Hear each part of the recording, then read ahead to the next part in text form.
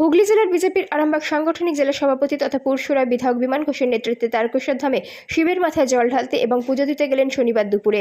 এই দিন Arambagh rail station থেকে দলীয় নেতা কর্মীদের নিয়ে ট্রেনে করে গেলেন শেওড়াফুলির উদ্দেশ্যে। প্রথমে শেওড়াফুলি থেকে গঙ্গার জল নিয়ে এসে তারকেশ্বরে বাবার মাথায় জল ঢালবে।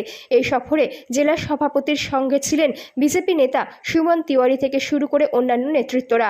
সাংবাদিকদের মুখোমুখি হয়ে জেলা সভাপতি সহ বিজেপি নেতা সুমন তিওয়ারি কি জানাচ্ছেন তাদের মুখ থেকে বিস্তারিত শুনুন। 24 আওয়ার্স আরামবাগের রিপোর্ট।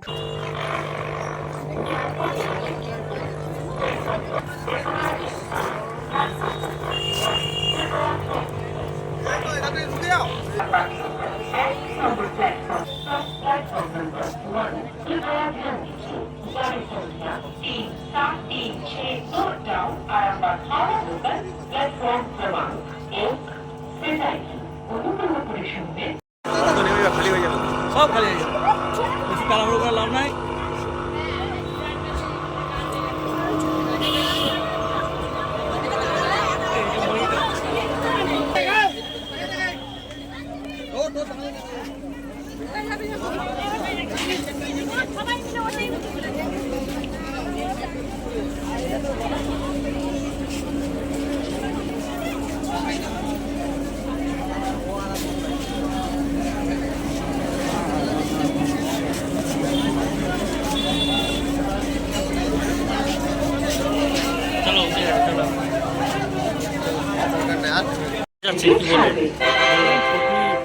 বছরের নেই, এই বছরও আমরা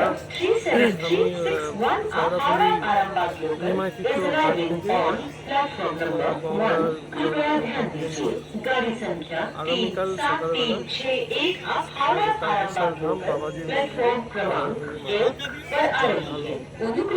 বিষয় একটাই, আমরা খুব ভাগ্যবান যে আমাদের কাছে এত বাবার ধাম আমাদের এত কাছে আছে।